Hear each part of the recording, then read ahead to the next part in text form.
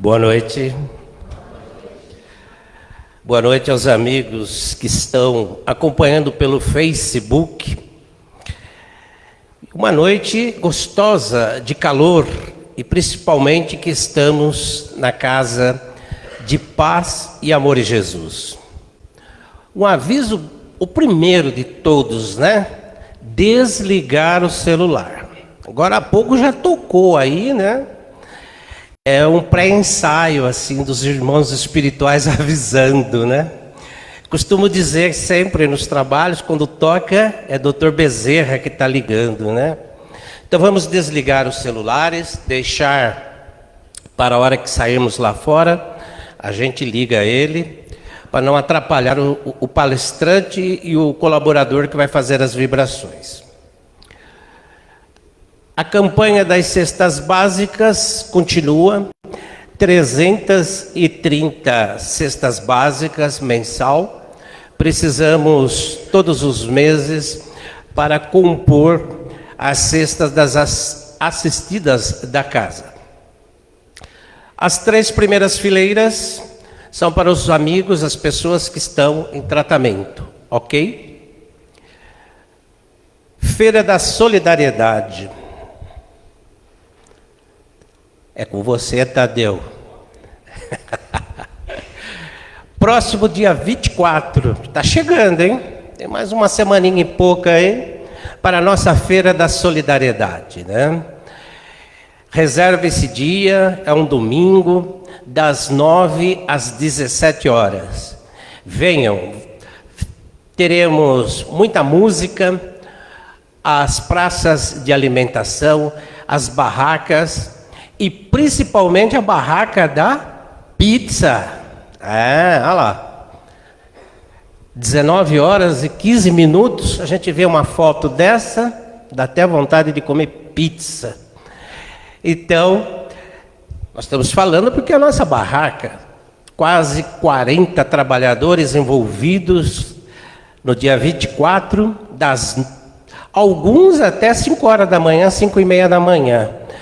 E durante o dia inteiro no revezamento para que possamos fazer essa feira acontecer, né, Ronaldo? E vai acontecer, porque o pessoal está empolgado da pizza. E, tirando a pizza, tem bazar, brechó, e tem uma série de coisas aí. Venham colaborar conosco. Essa feira é muito importante. Posso dizer com convicção para vocês, eu sou um dos conselheiros da casa, a arrecadação ajuda muito aos nossos projetos, Caspage e Crepade, né, para manter as outras casas. E além disso, manter todo esse prédio, a gente chega aqui, banheiro limpo, tudo limpo, organizado, tem os funcionários cuidando de tudo. Então, ajudem, colaborem nesse dia, venham dar um abraço no pessoal da pizza. Estaremos lá com o maior prazer. Vai ter até foto, vai ter foto também, né, Neto? Vai ter foto, vai ter gente trabalhando aí nas fotos, que coisa linda. E vamos para a programação de hoje. Tem que deixar o tempo para palestrante. Palestrante aqui tem a vez, viu, Tereza? Leitura da mensagem, o Evangelho e prece inicial, a Natália de Souza, nossa trabalhadora aqui da equipe. As vibrações e prece final, com outra colaboradora, Dona Glória Gomes Pecchio, nossa querida Glória. E a palestra hoje, o tema, Bem Sofrer e Mal Sofrer, nossa querida Ana Tereza Faceta. A Tereza participa de vários trabalhos da casa, é dirigente do trabalho de quinta de manhã. É um trabalho gostoso, já vim aqui fazer uma palestra, 2, trabalho maravilhoso aqui de manhã. E outros trabalhos que a Tereza participa aqui na nossa casa, né? Então vamos ter esse tema maravilhoso. Com certeza, vamos todos nós sair daqui reabastecidos, reenergizados, com a mensagem da Tereza, com as vibrações. Vamos já nos desligando da correria do dia a dia e nos atendo aqui na casa de paz e amor em Jesus. Vamos começar, Natália?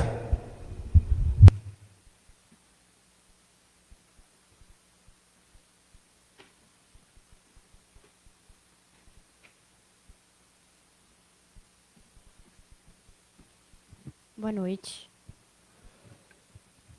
Do livro Sempre é Melhor, José Carlos de Luca, mensagem 65.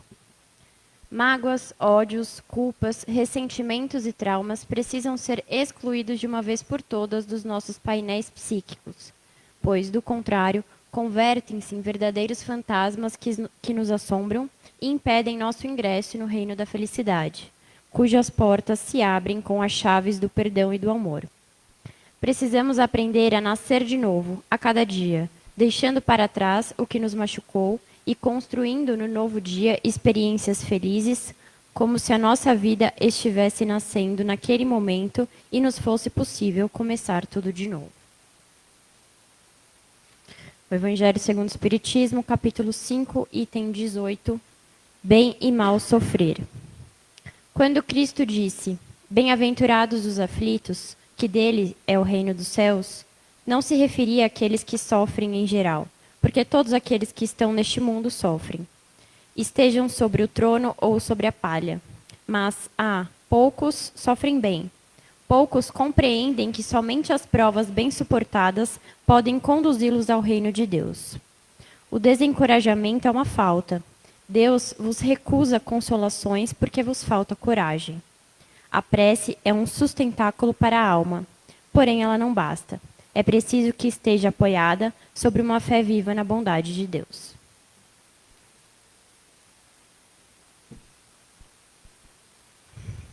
Agora vamos fechando os nossos olhos, envolvidos pela mensagem que o Evangelho nos traz. Vamos nos ligando à espiritualidade aqui presente, para que possamos, abrindo os nossos corações, sermos envolvidos pelas palavras da nossa palestrante, para que encontremos nessas palavras o consolo que aqui viemos buscar, e que possamos sair daqui mais fortes, com a nossa fé fortalecida, que tenhamos uma excelente semana. Que assim seja, graças a Deus.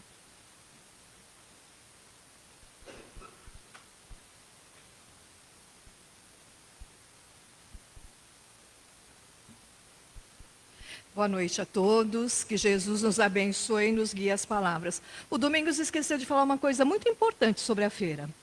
Que nós podemos vir aqui, né, dia 24, comer a pizza, os doces, tudo que tem ali, sem culpa nenhuma, porque estará tudo magnetizado.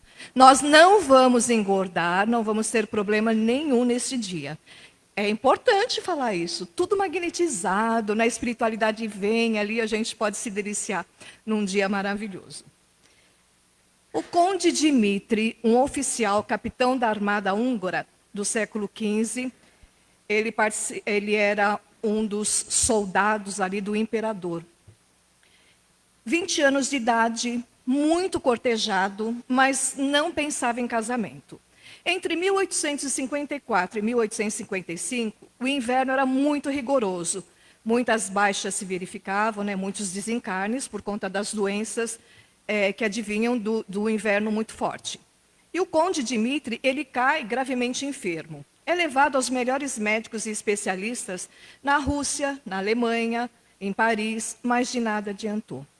O conde Dmitri, ele se vê agora numa situação totalmente diferente, porque está paralisado da cintura para baixo, precisando de uma cadeira de rodas e de alguém que o ajudasse a se virar de um lado para o outro na própria cama. Não pôde mais voltar ao seu trabalho e nem mesmo à sua vida social. Isto fez com que ele fosse envolvido por uma angústia muito grande. E dá para a gente entender, não é? De uma hora para outra, a vida desse jovem realmente se modificou totalmente. E quem cuidava dele com muito carinho, com muito amor, era a própria mãe. Mas essa mãe também adoece e desencarna. E quando a mãe desencarna, Dmitri pensa que vai enlouquecer de angústia, porque a sua mãe era o seu suporte de esperança. E o que ele faz então? Ele se fecha como se ele entrasse dentro de uma concha e vive em isolamento. E aí ele se muda para uma mansão que ele tinha, uma mansão rural em Kiev. E ali nós vamos imaginar uma mansão, uma propriedade imensa, onde muitos trabalhadores cuidavam de tudo aquilo. E quem cuidava de Dmitry agora era a Melânia. Melânia passara a cuidar dele com o mesmo amor com que a mãe cuidava. Só que agora Dmitry estava tão envolvido na sua dor que ele não percebia as pessoas à sua volta, o cuidado que essas pessoas tinham para com ele, e nem mesmo as bênçãos que na parte material que Deus estava mandando para ele, para que ele pudesse se reinventar, para que ele pudesse voltar à sua vida. E todos tinham muito receio dele, porque ele se tornara uma pessoa insuportável, mal-humorado, revoltado com a sua situação. E certa ocasião, no momento em que ele está conversando com o seu intendente era aquela pessoa que cuidava de todos os negócios do Dmitry. E ele, com um mau humor, bravo com aquele intendente, ele não percebe que ali num cantinho tinha um menino de 10 anos, Peters, que era o filho desse intendente. E ali ele estava vendo toda aquela rudeza do conde Dmitry para com seu pai. E aí ele deixa escapar em voz alta: poxa vida, o conde não precisa tratar meu pai dessa maneira, porque meu irmão também está paralisado, está em piores condições que ele, não se revolta. O conde ouviu a fala da criança e chama o Peters. Vamos imaginar, a criança estava escondida ouvindo, quando o conde chamou, todos tinham medo dele, ele tremeu, falou: é agora. Mas, na verdade, com essa fala da criança, o conde teve vontade de conhecer o irmão dele. E assim ele fez, ele foi conhecer o Ivan. O inverno estava tenebroso. E quando ele chega na casa do Peters, do Ivan, ele percebe realmente um jovem ali, numa cadeira de rodas, e ele ficou daquele jeito por conta de um resfriado no inverno. Vamos lembrar que lá, no século XV, para lá, a medicina não estava tão adiantada, então muitos desencarnavam com resfriados, com gripes. Mas esse jovem, também na cadeira de rodas, ele era resignado e feliz. E ele falou para o conde: eu sou feliz. Eu tenho meus pais, eu tenho irmãos, tenho uma boa casa, eu tenho alimentação, eu tenho agasalho, mas poderia ser pior. E aí o conde pergunta para ele: mas pior como? Ah, o senhor não conhece o Tito. E aí lá foi o conde Dmitry conhecer o Tito.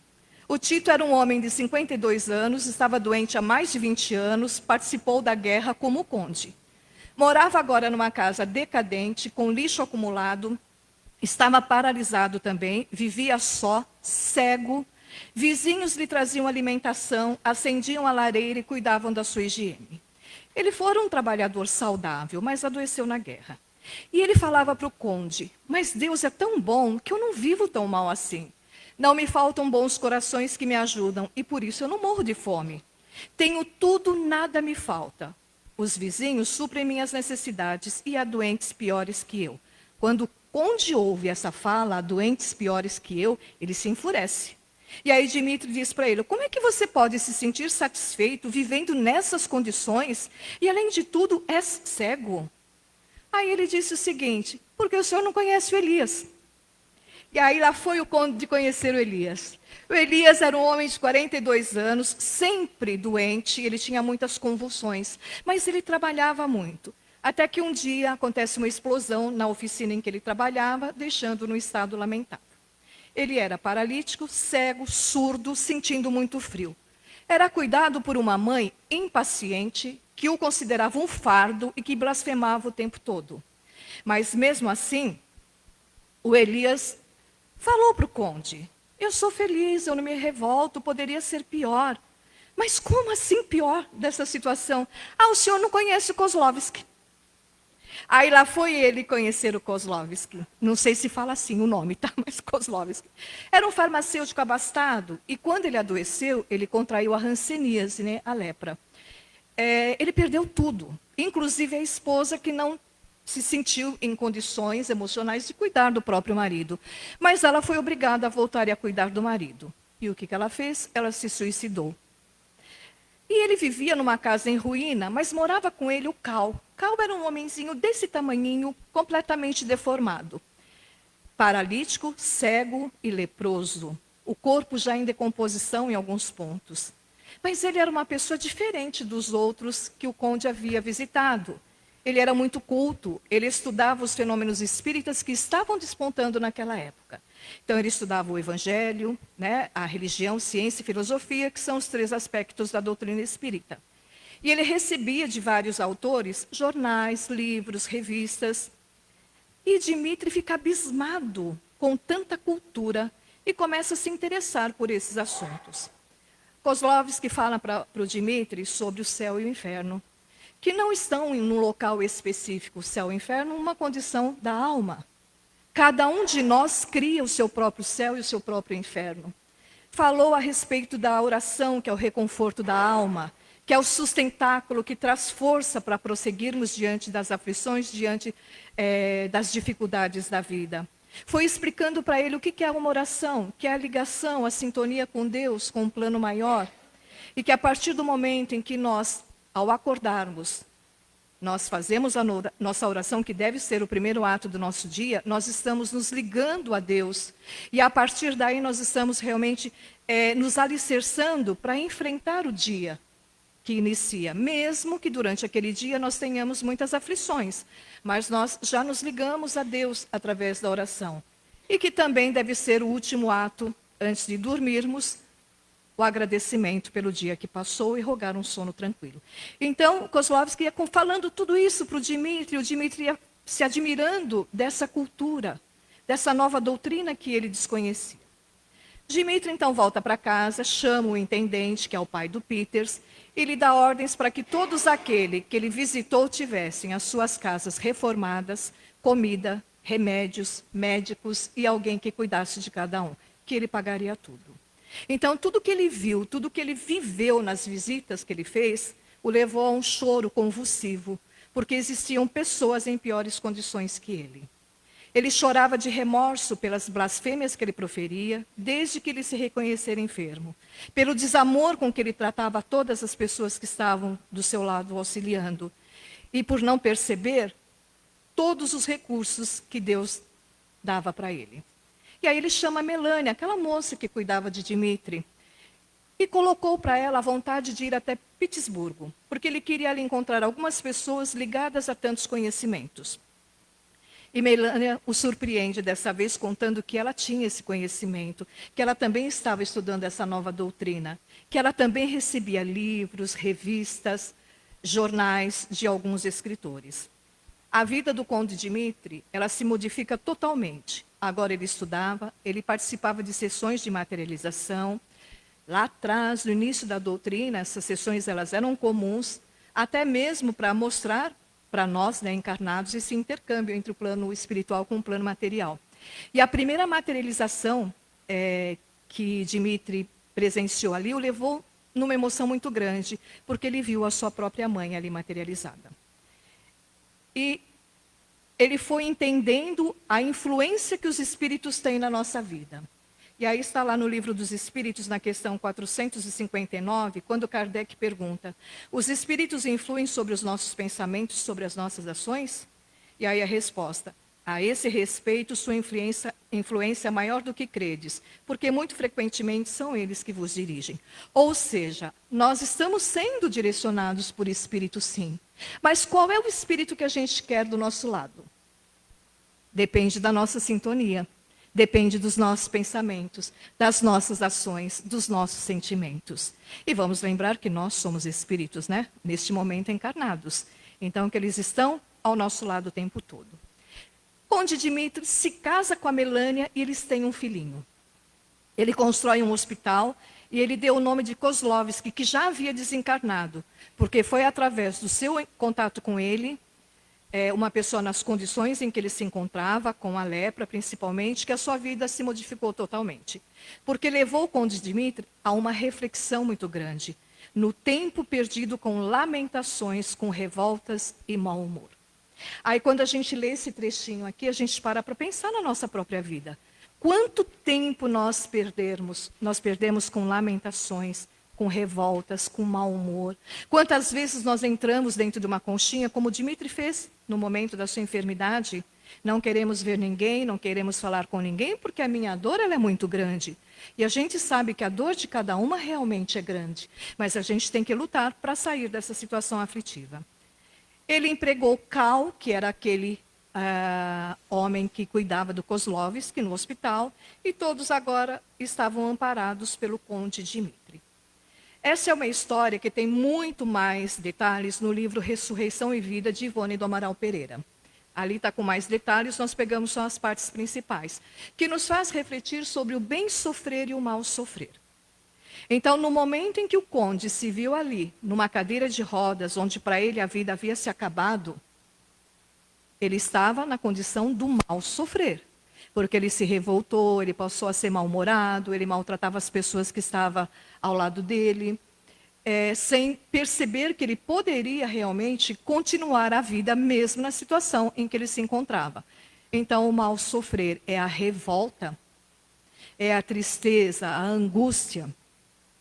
E o bem sofrer, quando ele resolveu, que ele conheceu o Kozlovski e todas as outras pessoas fundamentais para que ele refletisse, ele se transformou. Ele se reinventou. Ele passou, ele se casou, ele teve um filho. Né? Ele passou a auxiliar toda aquela comunidade carente, porque ele tinha recursos financeiros para isso. Aí está o bem sofrer. Então, mediante as nossas situações aflitivas, e nós vamos nos lembrar que nós ainda temos algumas sequelas, mas nós passamos por um período de muita aflição com a pandemia, não é verdade? No início da pandemia, nós, principalmente assim, os mais jovenzinhos, precisou ficar em casa, fechado, sem contato com ninguém.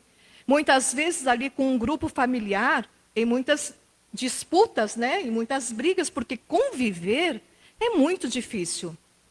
E outros convivendo com si próprio, aqueles que moram sozinhos. Então, no momento de uma aflição muito grande, a gente não sabia o que era, o que viria, como agir.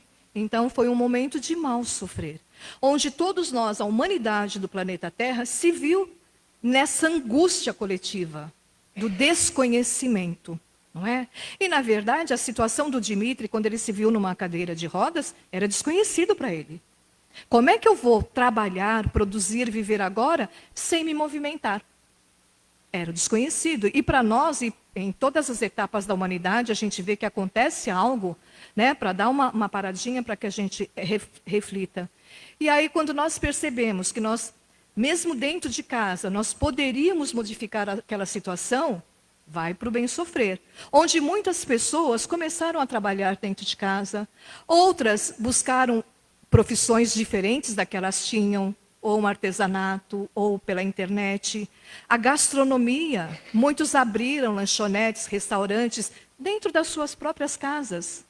E mesmo depois, podendo voltar à vida social, continuaram com aquele trabalho que nasceu no meio de uma pandemia. Então, dá para perceber o que era o mal sofrer e o que é o bem sofrer diante dessa situação que nós vivemos, que nós vivenciamos e temos sequelas ainda. Quando se pôde sair, né, para a sociedade, quando o Paz e Amor reabriu, muitos tinham medo de sair de casa, medo do contato. Eu vou confessar para vocês que eu também tive, tá? Não conta para ninguém, mas eu também tive. Mas assim, eu acho que foi uma coisa natural, não é? O medo de chegar, o medo de abraçar. Que coisa mais gostosa do que um abraço? Que é uma transmissão de energia, é um fortalecimento através do abraço. A gente não podia. As professoras não podiam abraçar as suas crianças. Ainda bem que eu já estava aposentada, porque eu não ia conseguir. Eu ia abraçar meus pequenos. Mas assim, então, momentos de mal sofrer e momentos de bem sofrer, quando a gente percebeu que podia e que devia voltar à vida novamente. Voltar a nos relacionar, voltar a nos abraçar, voltar às nossas atividades. Olha quanta coisa nós também tivemos. Não é? Nós não podemos deixar a vida paralisar. Nós temos que nos movimentar. Nós temos que reaprender a viver em sociedade novamente.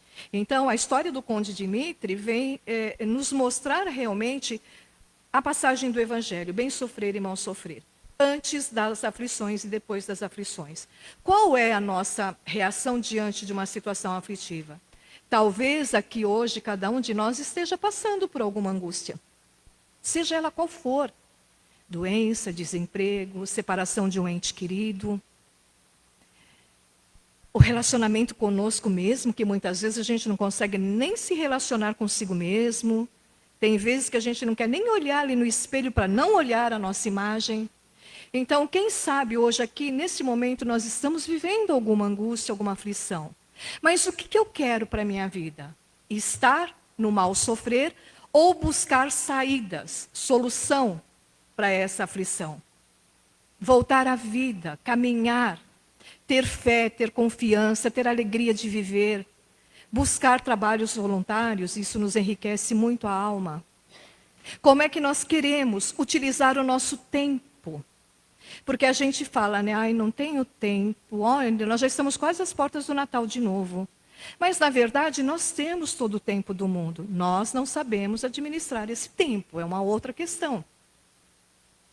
E quando a gente aprende e começa a fazer tudo isso, a olhar para o outro, aquele de dentro da nossa casa, onde naquele momento do confinamento, nossa, quantas discussões, quantas brigas ali, porque cada um é um espírito individual.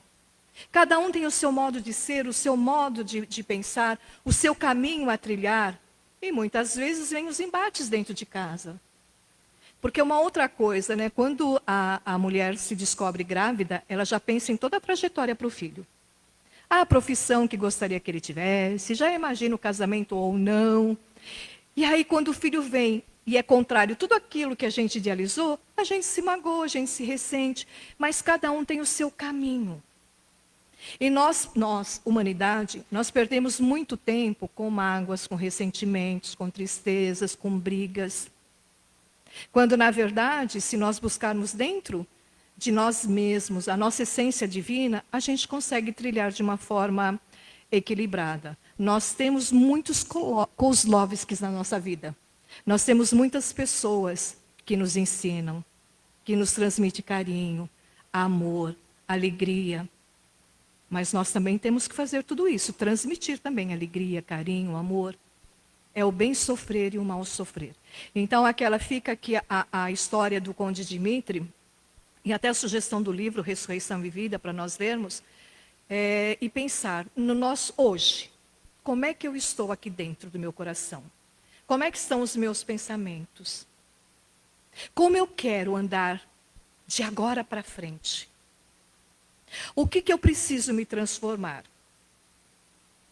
Quais são os meios e os recursos que Deus está me dando para que eu me transforme, para que eu me reinvente? Porque não é o outro que precisa dessa transformação, somos nós. Né?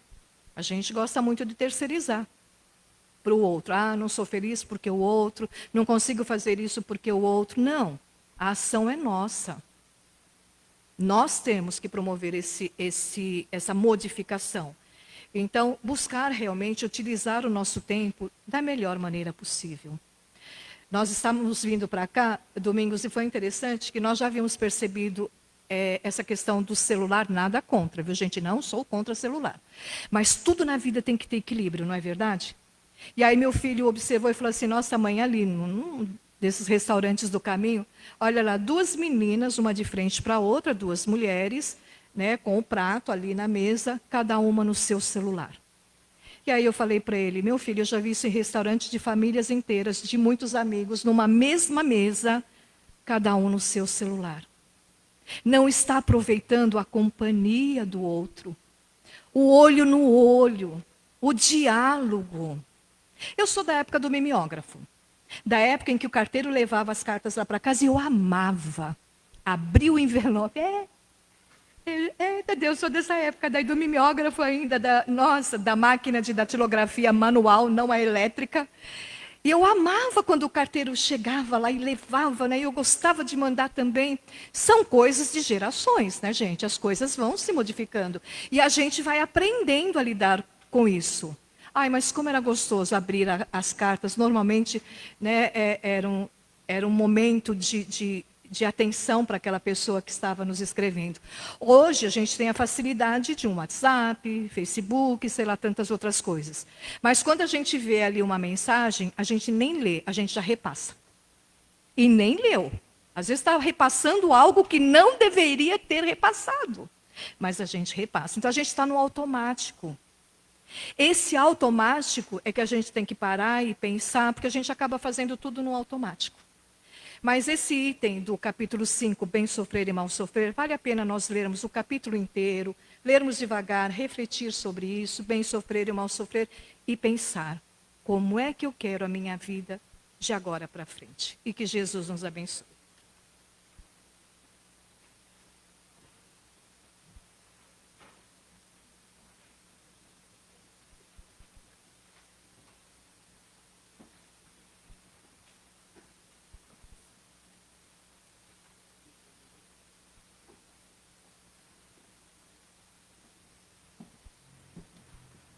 E assim, depois dessas belas lições apresentadas pela nossa irmã, vamos fechando os nossos olhos, elevando os nossos pensamentos a Deus, a Jesus, aos amigos espirituais desta casa, deste trabalho, aos nossos mentores, fixando a imagem de Jesus com aqueles belos olhos a nos irradiar a sua luz. Que essa luz envolva todos os nossos centros de força, a começar pelo coronário, nos proporcionando bons pensamentos, passando pelo nosso frontal, nos permitindo ter uma visão ampla e positiva da vida. Que essa luz, descendo pelo nosso laríngeo, na altura da nossa garganta, nos permita termos sempre boas palavras, palavras de ânimo, de conforto, de coragem, a ofertar aos nossos semelhantes. E que essa luz, descendo um pouquinho mais, chegando ao nosso cardíaco, na altura do nosso coração, nos proporcione bons sentimentos, sentimentos de paz, de amor, de fraternidade. E que essa luz, descendo um pouquinho mais, chegando ao nosso esplênico, fortaleça toda a defesa do nosso organismo. E assim, chegando ao centro de força gástrico, promovendo uma limpeza das energias negativas que porventura ali se encontram, nos fortalecendo para que possamos ter coragem, ânimo para enfrentar os desafios do nosso dia a dia. E que essa luz, descendo um pouquinho mais, chegando ao nosso genésico, centro criador da vida, nos proporcione equilíbrio para que as nossas criações sejam sempre voltadas para o bem. E assim, essas energias descendo pelas nossas pernas, passando pela planta dos pés, subindo na parte posterior da perna, chegando ao básico, fortalecendo a nossa coluna, a nossa postura, tanto física como espiritual. E que essa luz envolva a nossa coluna em círculo, vértebra a vértebra, fortalecendo toda a nossa musculatura, os nossos nervos, passando, subindo até o coronário e fechando assim o ciclo. E agora, energizados e agradecidos, vamos doar um pouco do muito que recebemos, começando pela nossa casa de paz e amor, pedindo a Deus e a Jesus que envolva com toda a sua luz, com todo o seu amor, essa abençoada casa que acolhe a todos que aqui chegam com muito amor e carinho, fortalecendo a todos os trabalhos, a todos os cursos, a todos envolvidos, a diretoria, os coordenadores, os trabalhadores, os frequentadores, a nossa assistência social.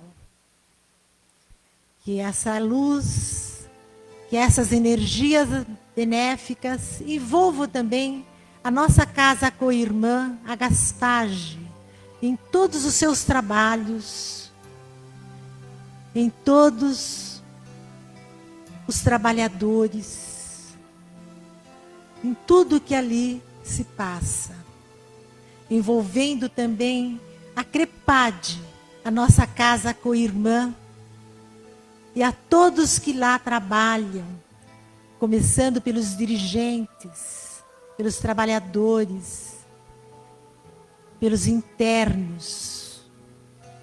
Que Jesus os envolva com muito amor, para que eles tenham força e coragem de vencer a si mesmo.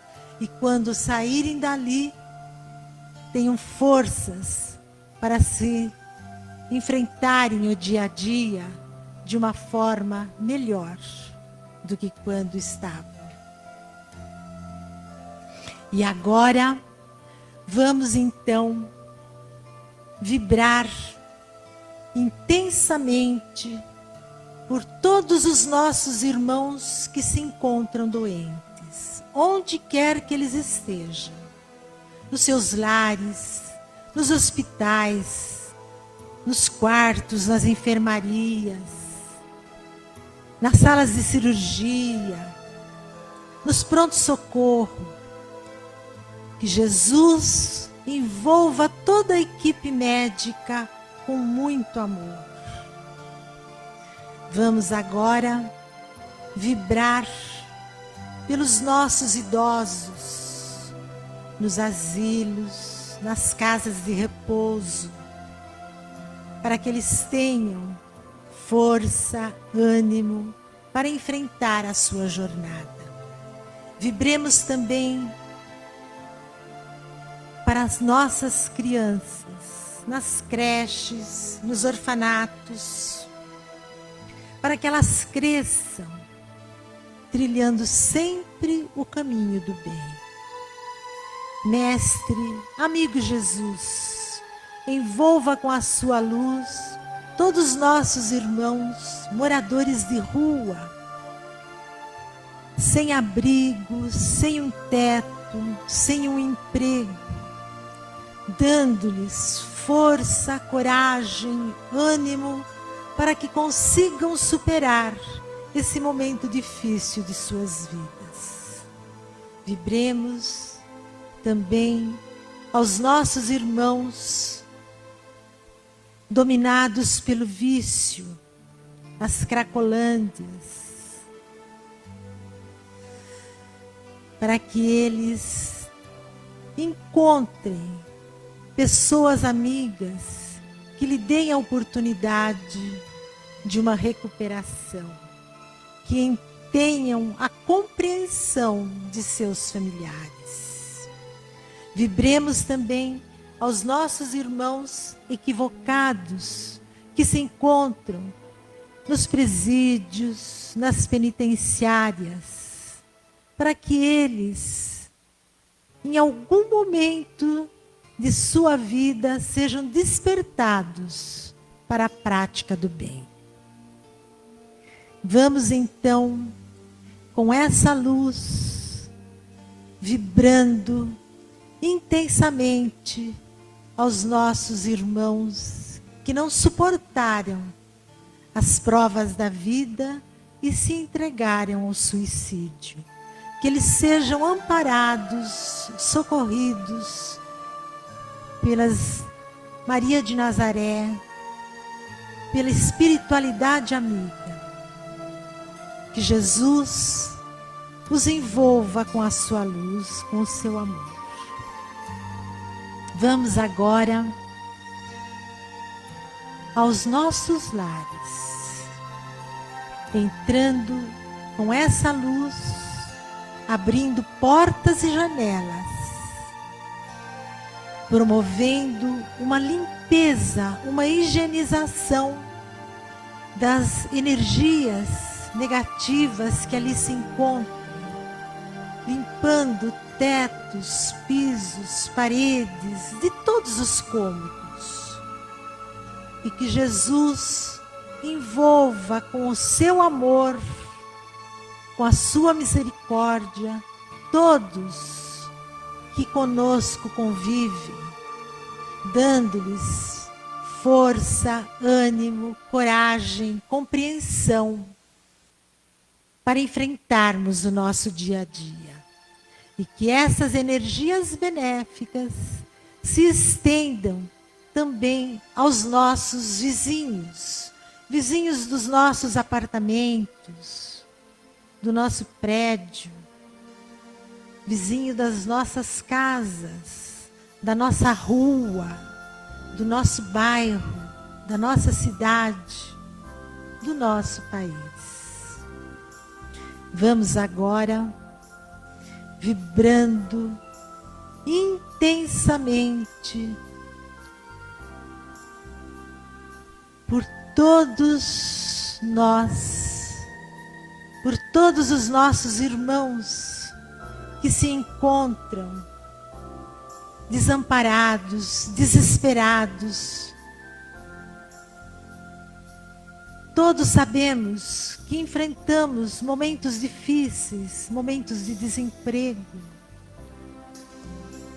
falta do necessário, mas que Jesus, com a sua misericórdia, nos envolva, nos dando força, coragem, ânimo para enfrentarmos todas as nossas dificuldades. E agora, vamos vibrar pelas nossas águas, acompanhando a todos os nossos amigos espirituais, pretos velhos, caboclos, índios,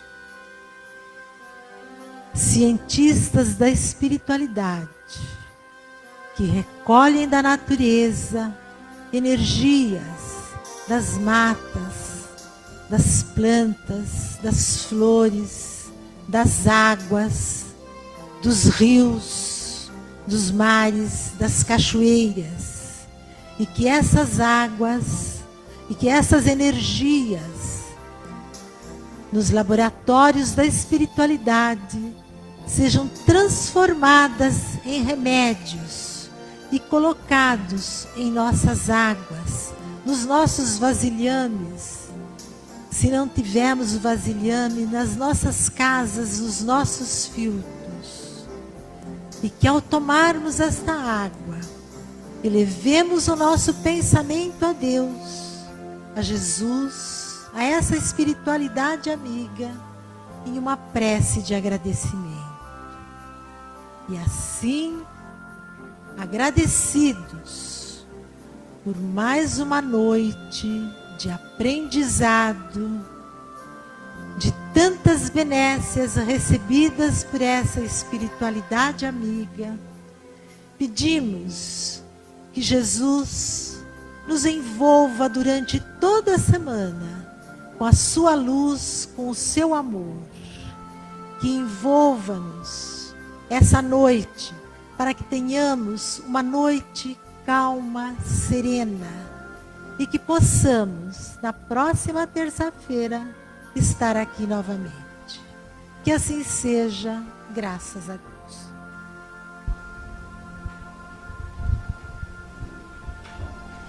Boa noite a todos. Muita paz, bom retorno aos seus lares. Até terça-feira, se Deus quiser. Muita paz.